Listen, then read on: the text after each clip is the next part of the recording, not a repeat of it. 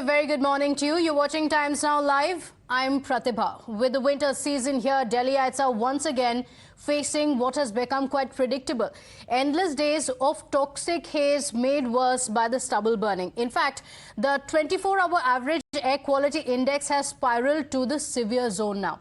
Now, the Delhi Environment Minister Gopal Rai has called a high-level meeting to discuss the implementation of the curbs on polluting activities under the final stage of the graded response action plan.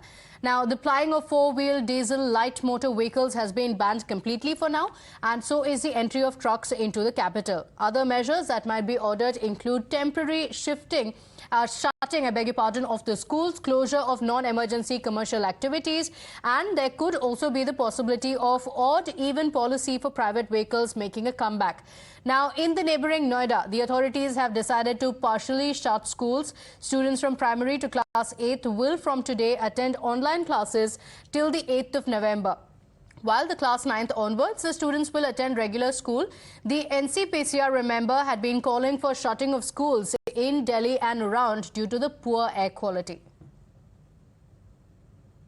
राजधानी Delhi NCR की हवा बेहद खराब है, इतनी खराब कि ये आपको बीमार कर सकती है। अभी हम अक्षरधाम फ्लाईओवर पे मौजूद हैं और जरा यहाँ के हालात देखिए। ये अक्षरधाम मंदिर है और इसके चारों ओर आपको धुंध की चादर दिखाई देगी। ये कोई ऐसा नहीं है, ये वही प्रदूषण की चादर है जो पूरे दिल्ली एनसीआर को अपने अंदर समेटे हुए है। जो विजिबिलिटी है अभी वो काफी लो है, लोगों को काफी परेशानी का सामना करना पड़ रहा है। ये देखिए मेरे हाथ में ये AQI मीटर है, जरा इस पर नजर डालिए। ये जो PM 2.5 का स्तर है वो आपको 500 दिखाएगा, जो कि वेरी पुअर कैटेगरी में आता है। ऑफिस जाना है, स्कूल जाना है, ऐसे में लोगों को कई परेशानी का सामना भी करना पड़ रहा है। डॉक्टर्स की सलाह है कि जब हालात ऐसे हों तब आप सुरक्षित रहें, घर पे रहें, ज्यादा जरूरी ना हो तो घर से बाहर ना निकले, क्योंकि ये हवा जहरीली है, ये आपकी सांसों को रोक सकती है। सुरक्षित रहें, घर पे रहें और इस प्रदूषण से बच के रहें। दिल्ली का पॉल्यूशन काफ़ी बढ़ रहा है दिन ब दिन। मैं डेली मॉर्निंग वॉक पे निकलता हूँ तो मैं देख रहा हूँ कि अभी से सर्दियाँ इतनी शुरू भी नहीं हुई और फॉग शुरू हो गया, तो ये पॉल्यूशन काफ़ी ज़्यादा बढ़ रहा है। लोगों को ब्रीथिंग करने में, देखने में विजुअलिटी काफ़ी कम आ रही है, काफ़ी प्रॉब्लम्स पड़ रही है। आसपास में जो इंडस्ट्रीज़ वगैरह हैं उनसे काफ़ी हार्मफुल पॉल्यूशन निकलता है, तो उनको भी कर्व करने के लिए कुछ ना कुछ स्ट्रिक्ट मेजरमेंट वगैरह लेने चाहिए, और भी कुछ भी बुद्धिजीवी का यूज़ करके उनसे राय लेके और भी स्ट्रिक्ट मेजरमेंट लेने चाहिए। दिन पर दिन जो प्रदूषण बढ़ता जा रहा है उसकी वजह से बहुत सारी प्रॉब्लम्स आ रही हैं, स्पेशली जो बच्चे हैं और बुजुर्ग हैं उनके लिए बहुत ज़्यादा दिक्कतें हैं, क्योंकि old age. Arvind Kejriwal press conference coming in. प्रदूषण काफ़ी ज़्यादा हो गया है, लोगों को सांस लेने में दिक्कत हो रही है। इसके कई सारे पहलू हैं। मैं सबसे पहले आप लोगों के साथ शेयर करना चाहता हूं कि ये समस्या केवल दिल्ली की नहीं है, ये पूरे नॉर्दर्न इंडिया की समस्या है। पूरे उत्तर भारत में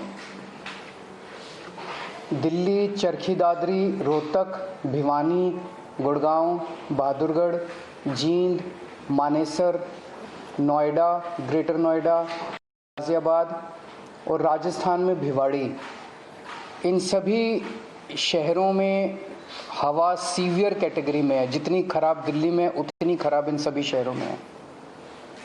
इसके अलावा धारूहेड़ा, कैथल, बल्लभगढ़, पानीपत, फरीदाबाद, सोनीपत, नारनौल, कुरुक्षेत्र, बागपत, मेरठ, कानपुर और बिहार में मोतिहारी, बेतिया, कटिहार, इनमें वेरी पुअर कैटेगरी में है। तो ये समस्या पूरे उत्तर भारत की समस्या है प्रदूषण की, और जाहिर तौर पे इसमें केवल आम आदमी पार्टी इसकी जिम्मेदार नहीं है, केवल केजरीवाल इसका जिम्मेदार नहीं है, केवल दिल्ली और पंजाब की सरकारें इसकी जिम्मेदार नहीं है। इसके कई सारे कारण हैं, कई लोकल कारण हैं, कई रीजनल कारण हैं। एक राज्य की हवा एक राज्य में नहीं रहती, इधर से हवा उधर जाती है, उधर से हवा इधर आती है। तो जैसा हम कई बार कह चुके हैं कि इसमें केंद्र सरकार को आगे आके इसके ऊपर स्पेसिफिक कदम उठाने पड़ेंगे ताकि पूरे उत्तर भारत को प्रदूषण से बचाया जा सके। ये पूरे उत्तर भारत की समस्या है, पहली चीज़। दूसरी चीज़, पंजाब में और दिल्ली में हमारी सरकार है। ये वक्त फिंगर पॉइंटिंग का नहीं है, ब्लेम गेम का नहीं है, एक दूसरे को गाली देने का नहीं है, इतने सेंसिटिव मुद्दे पे राजनीति करने का नहीं है। उससे समाधान नहीं निकलता। हम करते रहे राजनीति, वो कहते रहे केजरीवाल जिम्मेदार है, हम कहते रहे वो जिम्मेदार है, इससे कोई समाधान तो नहीं निकलता। जनता को इससे फायदा तो नहीं होता। जनता को तो समाधान चाहिए। पंजाब में पराली जल रही है, हम मानते हैं पंजाब में पराली जल रही है, इसके लिए किसान जिम्मेदार नहीं है। किसानों को समाधान चाहिए। किसानों को जिस दिन समाधान मिल जाएगा वो पराली बंद कर देंगे, क्योंकि दिल्ली तक जब पराली का धुआं पहुंचता है उसके पहले तो उस किसान के खुद के घर में वो धुआं जाता है, उसके बच्चों के धुआं जाता है। तो उसके लिए किसान जिम्मेदार नहीं है। पंजाब में हमारी सरकार है। अगर पंजाब में पराली जल रही है उसके लिए हमारी सरकार, हम जिम्मेदार हैं। हम इसकी जिम्मेदारी लेते हैं कि पंजाब में अगर पराली जल रही है, अभी हमारी सरकार को बने हुए 6 महीने हुए हैं। 6 महीने बहुत छोटा पीरियड होता है। बहुत सारी समस्याएं थी पंजाब की, बहुत सारे माफिया काम कर रहे थे पंजाब में, उन कई सारे माफियाओं को कंट्रोल किया है। इसके ऊपर भी मान साहब की सरकार ने कई कदम उठाए हैं, वो अभी आपके साथ शेयर करेंगे। पराली के ऊपर पहला साल था, कुछ महीने का चंद टाइम मिला, कुछ कदमों में कुछ सफलता मिली, काफ़ी सफलता नहीं मिली।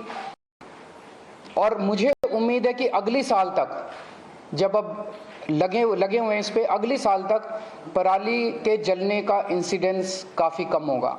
कई सारे कदम उठाए जाएंगे, स्पेसिफिक कठोर कदम उठाए जाएंगे, किसानों के साथ मिलकर कदम उठाए जाएंगे। लेकिन हम इसमें ब्लेम गेम नहीं करना चाहते। पंजाब के अंदर अगर पराली जल रही है उसके लिए हम जिम्मेदार हैं, हमारी सरकार जिम्मेदार है। इसमें मान साहब की सरकार ने कई सारे कदम उठाए हैं, वो आपके साथ शेयर करना चाहेंगे। जैसा कि अरविंद केजरीवाल जी ने बोला, ये नॉर्थ इंडिया की प्रॉब्लम है। किसान खुद भी पराली नहीं जलानी चाहता, लेकिन क्योंकि अगली फसल और धान और गेहूं की फसल में सिर्फ और सिर्फ 10-12 दिन का गैप है, तो वो 10-12 दिन में अपने खेत से पराली को कहीं इधर उधर भी नहीं कर सकता, तो उसके माचिस की तीली है बस। हमने 1,20,000 के आसपास जो मशीनें दी, जो पराली को बीच में ही, ज़मीन के बीच में ही खपत कर देती हैं। PAU ने एक ऐप बनाई, जैसे आप ऊबर ओला की ऐप देखते हो कि आप उस पर अगर टच करते हो तो आपको आपके रीजन में 2-3 किलोमीटर की रेंज में जितने भी मशीनें अवेलेबल हैं, ट्रैक्टर अवेलेबल हैं, आप वहाँ जाके कॉन्टैक्ट नंबर सहित उसमें आ जाता है। हमने गुरुद्वारा साहब जो गांव में हैं वहाँ पे बार बार हमने वहाँ गुरुद्वारा साहब में अनाउंसमेंट्स करवाई कि पवन गुरु पानी पिता माता तरत महत। गुरु नानक साहब ने पवन को गुरु का दर्जा, पानी को पिता का दर्जा और धरती को माता का दर्जा दिया। ये तीनों दर्जे हमने कायम रखने हैं। इसके अलावा भी हमने बहुत सी पंचायतों को इनकरेज किया। मेरे पास आंकड़े हैं कि 124 गांव, 120 गांव, 93 गांव, उन्होंने इकट्ठे होके अपनी अपनी पंचायत बुला के ये मता पास किया ग्राम पंचायत, ग्राम सभा में, कि हम लोग पराली नहीं जलाएंगे। तो पराली नहीं जलाना चाहता किसान, हाँ अगर जल रही है, धुआं उठ रहा है, तो हम उसकी जिम्मेदारी लेते हैं। हम कोई जिम्मेदारी से नहीं भाग रहे, जिम्मेदारी हम ले रहे हैं, लेकिन इसको मिल बैठ के हल करना पड़ेगा। जैसा कि अरविंद जी ने बोला कि हमारे पास इतना कम समय था, इतने कम समय में दोनों फसलें आ गई। 16 मार्च को सेरेमनी थी, बस 15 दिन बाद गेहूं आ गया, बिल्कुल गेहूं के बाद धान आ गया। धान की प्रोक्योरमेंट में कोई कमी नहीं है, लिफ्टिंग में कोई कमी नहीं है, किसान को पैसे मिलने में कोई कमी नहीं है, बल्कि घंटों में ट्रांसफर हो रहे हैं पैसे। लेकिन अगर हम ये शान से कहते हैं कि इस साल पंजाब में, हरियाणा में या देश में इतने लाख मीट्रिक टन धान पैदा होगा, रिकॉर्ड टूट जाएंगे, तो हम उस बात को तो शान से कहते हैं। लेकिन हम उस समय ये भी हमें याद रखना चाहिए सरकारों को कि अगर धान के रिकॉर्ड टूट रहे हैं तो पराली के रिकॉर्ड भी टूटेंगे, उतनी पराली भी तो आएगी। तो हमने अभी क्योंकि समय कम था, फिर भी हमने बायो एनर्जी का इंडिया का पहला प्लांट, बर्बियो कंपनी है जर्मनी की, वो लहरा गागा के पास माननीय केंद्रीय मंत्री हरदीप पुरी जी वहाँ पे आए थे, उद्घाटन किया। वो एक प्लांट जो है 47,000 एकड़ की पराली उठा लेगा, पैसे भी देगा, उठा भी लेगा। एक प्लांट सिर्फ 47,000 एकड़, सिर्फ क्योंकि पंजाब में 75 लाख एकड़ में धान की बुआई होती है, तो एक से तो काम नहीं चलेगा। ऐसी हमें पीसीओ कंपनियां चाहिए, पराली से बिजली बनाने वाली कंपनियां, पराली से सीएनजी बनाने वाली कंपनियां, बहुत कुछ लेटेस्ट आ गया। हम आपसे ये वादा करते हैं अगले साल नवंबर में इसी हॉल में शायद हम किसी और एंगल से बैठेंगे कि हम उस समय तक इसका हल कर चुके होंगे। चाहे तो हमें पंजाब में इतनी फर्टाइल धरती है, कुछ भी बीज सकते हैं, बस एमएसपी मिल जाए।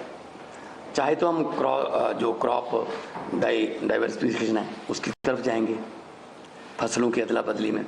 धान से किसान भी कह रहा है मैं धान नहीं उगाना चाहता, मेरा पानी नीचे जा रहा है धरती पर।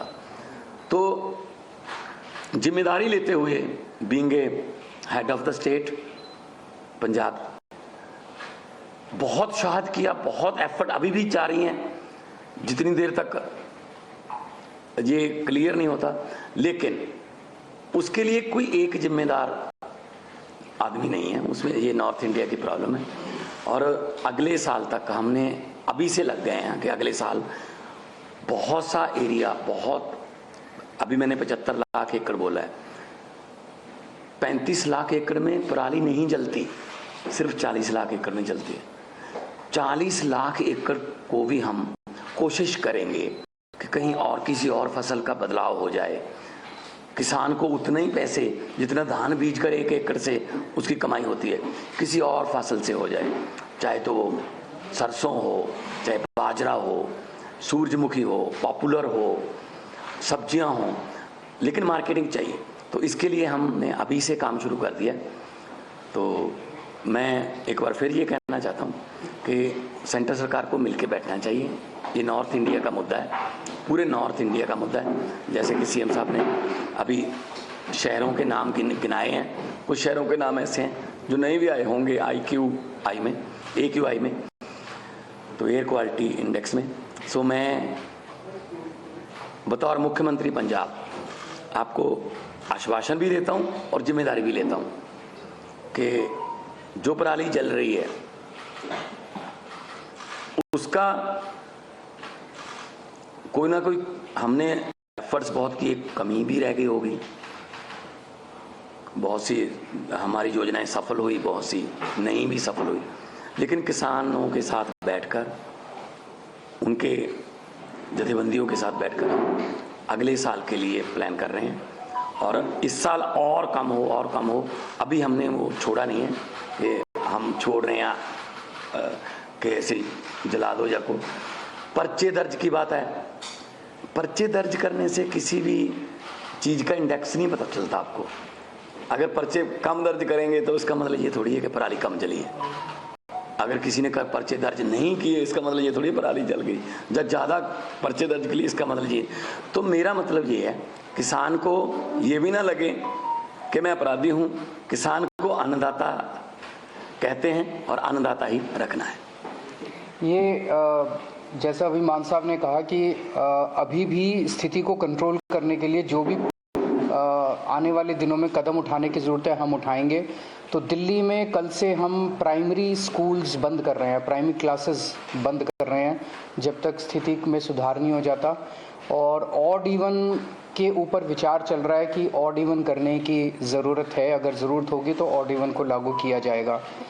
आज सुबह मैं देख रहा था आदेश गुप्ता जी कह रहे थे कि वो एक दादा के नाते बोल रहे हैं और उनका जो पोता है उसे दिक्कत हो रही है।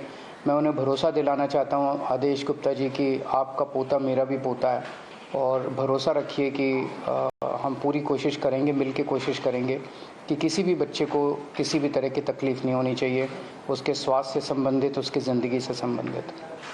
अगर कोई क्वेश्चंस हैं एक दो तो।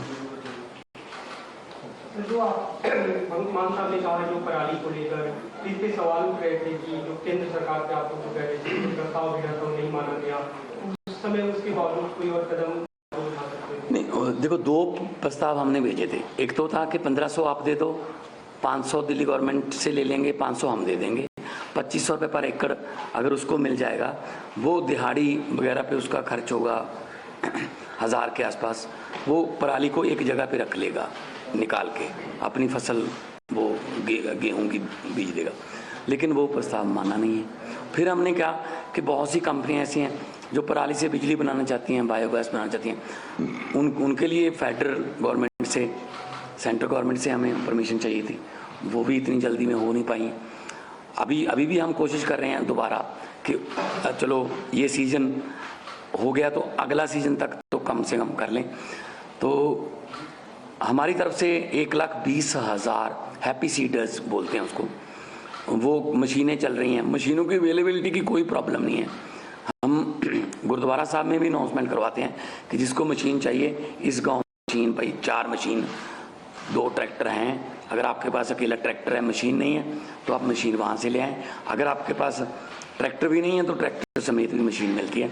तो हम एफर्ट्स में कोई कमी नहीं छोड़ रहे। सेकेंडरी स्कूल 5वीं से ऊपर की क्लासेस की आउटडोर एक्टिविटीज़ बंद कर रहे हैं। स्पोर्ट्स और आउटडोर एक्टिविटीज़ जो हैं वो नहीं अलाउड की जाएंगी। सर, आप एनसीआर की बात कर रहे थे। एनसीआर नहीं, पूरे नॉर्दर्न इंडिया की। हरियाणा में खास करके पूरा सोनीपत से लेके पानीपत, करनाल तक दिल्ली जैसे हालात हैं, स्मॉग है, लेकिन वहां पे वो मेजर्स लेते हुए नहीं दिख रही है सरकार, चाहे वो स्मॉगन्स हो या फिर कंस्ट्रक्शन के लिए तमाम जो एहतियात दिल्ली में बरते जा रहे हैं। Do you think that there is an urgent need for the centre to call a joint meeting? मैं वही बार बार कह रहा हूँ, 2 चीज़ों की ज़रूरत है। केंद्र सरकार अब पीछे नहीं रह सकती, केंद्र सरकार को इसका नेतृत्व करना पड़ेगा। केंद्र सरकार को बिहार तक प्रॉब्लम है, राजस्थान तक प्रॉब्लम है। राजस्थान के भिवाड़ी जिले में आज सीवियर कैटेगरी का पॉल्यूशन है। बिहार के मोतिहारी, बेतिया, कटिहार में वेरी पुअर कैटेगरी का पोल्यूशन है। ये तो पंजाब की वजह से नहीं हो रहा ना। तो ये समस्या तो पूरे नॉर्दर्न इंडिया की समस्या है, जिसके लिए केंद्र सरकार को सामने आके प्रदूषणों के कारणों के ऊपर काम करना पड़ेगा। और जहां प्रदूषण है वहां पे जो स्टेप्स दिल्ली सरकार उठा रही है, ये स्टेप्स पूरे देश में उठाने की जरूरत है। जरूर जॉइंट मीटिंग होनी चाहिए, एक्सपर्ट से गाइडेंस होनी चाहिए, हम लोगों को भी गाइडेंस मिले एक्सपर्ट से, उन सब चीज़ों की ज़रूरत है। पर एक ही चीज़ है कि मतलब मैं देख रहा हूँ रोज अखबारों के अंदर केजरीवाल ने ये नहीं किया, केजरीवाल ने ये नहीं किया, केजरीवाल ने ये नहीं। अगर केजरीवाल को गालियाँ देने से अगर देश का प्रदूषण खत्म होता हो तो दे लो। प्रदूषण तो खत्म नहीं हो रहा ना केजरीवाल को गाली देने से, समाधान तो निकालना ही पड़ेगा ना। राजनीति से नहीं होगा, मिल बैठ के कंस्ट्रक्टिव अप्रोच करनी पड़ेगी। बेलर्स की रिक्वायरमेंट पुणे है टवल को पैक करने के लिए, और हरियाणा में भी कुछ डेमोन्स्ट्रेट ये किया गया था कि बेलर्स की वजह से कहीं ना कहीं पराली जलाने की जो एक्टिविटीज में कमी आई है। तो कितने एक्टिव है बिल्कुल संख्या बेलर्स की? वो सारे कदम उठाएंगे। जैसा मैंने कहा कि हमें 6 महीने मिले, 6 महीने बहुत कम होते हैं, मतलब कुछ भी नहीं होते, इतनी बड़ी समस्या है। उसमें भी मतलब पहले कुछ महीने तो लॉ एंड ऑर्डर उसको सब चीज़ों को कंट्रोल करने में लगे। तो 1 साल और दीजिए, हमें 1 साल मांग रहे हैं। हमें पूरी उम्मीद है जिस तरह से दिल्ली से हमारी आम आदमी पार्टी की सरकारें काम करती हैं, अच्छी नीयत से, पढ़े लिखे लोग हैं हम, तो इसको भी समस्या का समाधान निकालेंगे। बेलर्स भी लेके आएंगे, हैप्पी सीडर भी लेके आएंगे, क्रॉप डाइवर्सिफिकेशन की जरूरत है वो भी करेंगे। सारी चीज़ों के ऊपर काम अभी पैरेलली चल रहा है। अगले साल में तो अगला सीजन ही होगा, अगले सीजन में आपको ये तकलीफ होनी, लेकिन हम कोशिश ये करेंगे कि हम धान से किसानों को किसी और फसल की तरफ लेके जाएं, उसके लिए मार्केटिंग चाहिए, एमएसपी चाहिए। हम बात कर रहे हैं, सेंटर के साथ भी बातचीत चल रही है कि क्योंकि राइस की कोई कमी नहीं है। मैं एफसीआई की स्टैंडिंग कमेटी का मेंबर था जब मैं मेंबर ऑफ पार्लियामेंट था। एफसीआई ये कह रही है कि हमारे पास राइस की कोई कमी नहीं है, लेकिन अब जो राइस पैदा होता है वो तो एफसीआई को उठाना पड़ता है, एमएसपी पे उठाना पड़ता है। तो हम कोशिश ये करेंगे कि ऐसी फसलें पंजाब में अगली बार आए ज़्यादातर जिनमें कम पानी खपत हो। मतलब पंजाब का नाम ही सिर्फ पानियों पर है, 5 आब, 5 दरिया, पानी नहीं है, ना तो ऊपर वाला ना ही नीचे वाला। एक किलो चावल पैदा करने के लिए 3800 लीटर पानी पंजाब खपत कर रहा है 1 किलो चावल के लिए। तो हम देश को चावल नहीं दे रहे, हम देश को पानी दे रहे हैं। तो हम कोशिश ये करेंगे, किसान खुद इस बात से सहमत है कि हमें किसी और फसल की तरफ, बशर्ते उन्हें उतना ही कमाई हो जितनी धान से एमएसपी बेच दोनों मुख्यमंत्रियों से सर, शिक्षा मंत्रालय ने देश भर की स्कूलों के लिए परफॉर्मेंस रेटिंग इंडेक्स लागू किया है। 2020-21 की रिपोर्ट है। दिल्ली के स्कूलों की स्थिति खराब बताई गई है, लेवल 2 भी क्रॉस नहीं कर पाई, और उसी दौरान पंजाब ने बेहतर परफॉर्म किया 2020-21 में, पूरे देश में 3रे नंबर पर है। आप सवाल ये है कि एजुकेशन मॉडल की जनता से पूछ लो कि कहाँ के स्कूल अच्छे हैं और कहाँ के खराब हैं। मुझे नहीं पता ये कैसे बनाया इंडेक्स, इसकी डिटेल्स तो मनीष सिसोदिया जी बताएंगे। वो टेक्निकली सारी चीज़ों में समझ रखते हैं कि इसमें कैसे बनाया गया, क्या बनाया गया। लेकिन आप दिल्ली के लोगों से पूछ लो कि स्कूलों से खुश हो गया, और बाकी देश के लोगों से पूछ लो कि स्कूलों से खुश हो गया, आपको आपका जवाब में। और आप भी जानते हो, आप स्माइल कर रहे हो कि कौन सा स्कूल अच्छा है। Thank you. So that was a joint press briefing by the Delhi Chief Minister Arvind Kejriwal with the Punjab Chief Minister Bhagwant Mann, and the two leaders said that by next year this time there will be a solution for the stubble burning problem. Also saying that the centre also must take onus and not deflect blame on the states. In fact, he also made an appeal of not villainizing the farmers. Shehzad Poonawalla of the BJP joining us. Shehzad, press briefing, a joint one with the Delhi Chief Minister as well as the Punjab Chief Minister. Several points that they raised, and one of them also being that the farmers should not be villainized and the centre must take onus. Please give me adequate time to respond. I have already tweeted it. I wish you can also show the tweet. But our official response is A, we have not blamed the farmers. The farmers were blamed by Mr. Kejriwal when he said Punjab's parali was solely responsible. Today morning we've shown that statement of Mr. Kejriwal.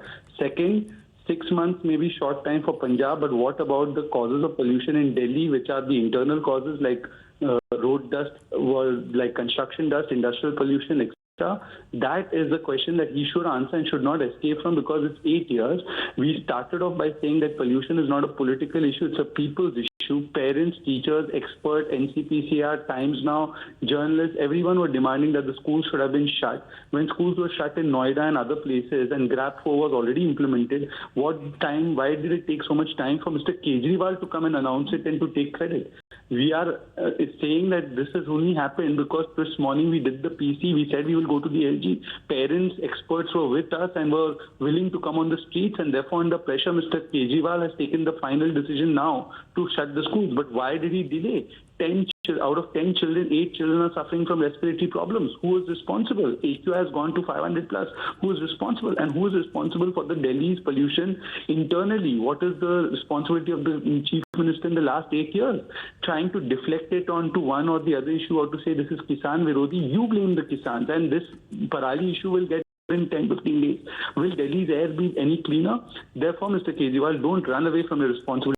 Please tell us, what have you done about the pollution in Delhi, the internal causes on which you have no answers, and why did you delay shutting down the schools? You have done it only after the BJP mounted pressure along with the public on this in the morning press conference today that was held. Okay, but Shehzad, both Arvind Kejriwal as well as Bhagwant Mann saying that 6 months is too short a time for the Punjab government to do anything. They've issued a new deadline as well, saying same time next year we're going to be here and you will see that you're going to be breathing cleaner air. There will be a solution for this. We have all seen the deadline they set for Yamuna cleaning. It's been 8 years to that also. Mr. Kejriwal said in 2015, I'll clean Yamuna. Till date, it's not been cleaned. Now he set a deadline of 2025. When they were not in power in Punjab, they had all the solutions. I am putting out the video where they have said that we would buy the parali from the farmers, that the factories would buy the parali from the farmers, that the machines would be used, use biodecomposer. Now they are saying 6 months is too small a time frame. Then how did they have the solution for coming to power?